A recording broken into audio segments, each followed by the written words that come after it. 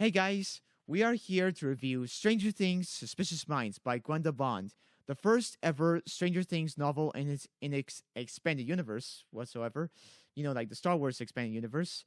But we're not into that. We're here to do Stranger Things. This is an official spin-off, and for those of you who love the show, I became an endorsed member and really loved the show for almost like 2 years. I never got into that at first when it came out, almost like a year later on, and I was glad because I got to see the second season a lot sooner than those who have waited too long. And here, I waited 6 months for this book to come out, really, and because it tells of the story of Eleven's mother. It doesn't have Eleven or the gang, Mike Wheeler, Lucas, Dustin, fun Dustin, or sad Will Byers, not even Chief Hopper. This tells the story of Eleven's mother during her times during MK Ultra, and we know some of you may know, or all of you may know, that Stranger Things takes place in the 80s. Well, this takes place during the Cold War, and the crazy thing is, it is still the Cold War during the Stranger Things, and this takes place like almost 15 years back before the actual season starts, and it tells the story of Eleven's mother and during her time in MK Ultra with other patients and her friends, new friends, and some old familiar faces. Before the Demogorgon, before the Mind Flayer, there was the lab, and you know who. And so I'm gonna be saying spoiler free stuff at first, and then I'll talk some spoilers later on. I'm gonna tell you how I felt about this book. There's such anticipated event for me, and it took me almost 5 days to read the whole thing, and I really enjoyed so much part. There was so much nostalgia and history, and back then of the early 70s, and that's what made Stranger Things so good. These characters are in college, and they're trying to be part of the movements, and every time it gets so much nice and good, happy, and also full of nostalgia. They like hear nostalgia like the Lord of the Rings, Archie, and Archie comics back then, long before the Riverdale TV show. And it had me on edge because also some Easter eggs, glimpses into the future, like the Upside Down, like some characters who have different abilities. And we see some old faces, yes, as well. We see Terry Ives, and also, most of all, as you see in the cover, Dr. Brenner, who is people may know him as the bad man, like as Eleven called him. And we know some of you may have mixed feelings about this, but also most of those feelings, I know, including mine, are nothing but terror and someone we love to hate. And the lab, of course, but also another character we have seen during the second season, Kelly Prasad, who is also known as Number 8, during the episode The Lost Sister. And it shows us so much about the lab, how it began, and how so much of this tension in the town of Hawkins. Well, it doesn't start there. It starts in a different town, like Hemingway. It kept me on edge because it sometimes got dark, but sometimes got light in some places. I was seeing how it was going to end because I seen almost a lot of Eleven's mother's story in the second season, and it wasn't very pretty, as some of you would want to know. And how now I'm going to some spoiler section, how she lost Eleven during childbirth, that she's raised in the lab, and sometimes a part of me wished that it would just ended before Eleven was taken. But for those of you who have not seen the TV show, and you want to read this book right away, that'll be some interesting experience. You could read this book, and then you could start seeing the TV show, and there'll be some characters who you would grown familiar with while reading this. See how they evolve during the TV show.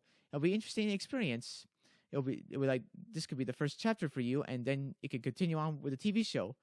Either way, any way is fine. And for a lot of you who might want to read this book, I think I enjoyed it much than any other young adult books, because sometimes there's some young adult books that may be fleshed out, or some of them that don't give much good details. But this was very good enough. In my opinion, guys, I'm going to give this book 8.5 out of 10. That's what I think it is. I enjoyed it much more than any other young adult books because most of them are fleshed out and don't give much intricate details. But this one is it's very enjoyable to read. It's not very boring. Doesn't waste around many places. Well, sometimes there's some things that are confusing, but it's actually very good to read. For those of you who have loved the TV show, I suggest you really read it because it's so much more than any other books that you may read, and it's something that is must read because it helps you understand the background of the TV show and much of its history, and it helps you realize the story behind these things, and it helps you feel like, well, sometimes when you're reading prequels, you feel a depth much more to the source of the material, and it helps you enjoy the TV show a lot more. Okay, now let's go into the spoiler territory. That's now it's gonna get some juicy around there. Now, and I said my opinion. I want to tell you what you guys been waiting for the whole time. What the story really is. Yes, Eleven's mother, Terry Ives, is the main protagonist, and some of you may have a good idea, and is obvious to know that who is the main antagonist. It's not the Mind Flayer, not the Demogorgon. It's our old pal, Dr. Martin Brenner. But Terry's not alone in this. She has her friends Gloria and Alice and maybe one guy named Stuart. But also, very strange, she has a boyfriend, Andrew Rich. The plot thickens and gives us a few obvious ideas, or some of you may think it might be a twist, but it isn't. In the start of the book, almost start of the book, but at the start of the book, there's a prologue where it shows Dr. Brenner taking in Kali Prasad, aka Number 8, into the lab, which explains how she got there. It's obvious that she was taken. And now cuts back to a diner scene, and Terry Ives is dressed in a waitress and works as a waitress at the diner. And somewhat like an Easter egg to Sarah Connor from Terminator, because she was a waitress, and before her whole life blew up, and so will Terry's here.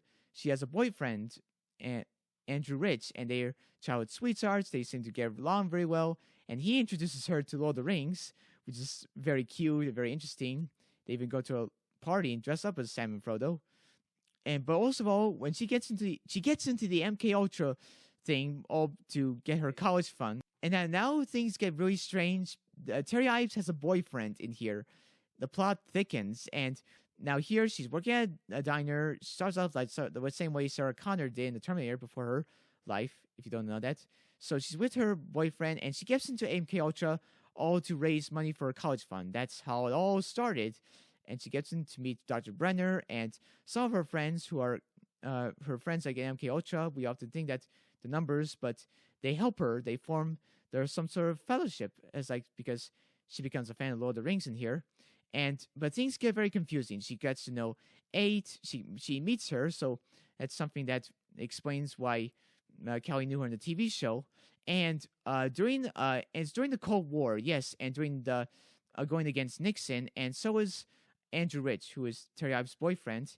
He gets caught up, and during the story, we get what we've been wanting to ask Stranger Things for a long time: who is Eleven's father? When Brenner came in, we were thinking about two possibilities: Andrew Rich or Brenner. But the name of Eleven's father is Andrew Rich. But sadly, we know he dies later on in the end, and by the mechanical manipulations of Dr. Brenner. And it's kind of sad, but for Terry, yes, and she tries to make the best of it with her team, try to shut down the lab. But we all know through this that what happens later on in the story, that there were times that I wanted it to end before it shows when 11 is taken, like we saw in the TV show, but nonetheless it does. It's kind of very devastating, but the book ends on a hopeful note that Terry will see her daughter again one day.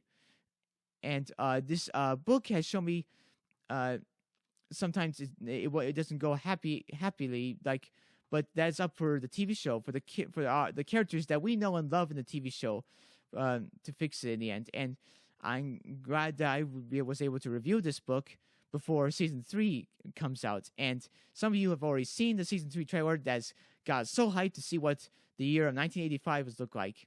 And hopefully this book has shown some depth and some information that when we look back at Eleven and her friends, we see what's transpired before, and we hope we get to see some familiar faces. So that is my review for this book. I'm excited for the next book, which is concentrating on Jim Hopper. That's coming in June, just a month before the season 3. I hope to review different books later on. I'll see you later. Thanks.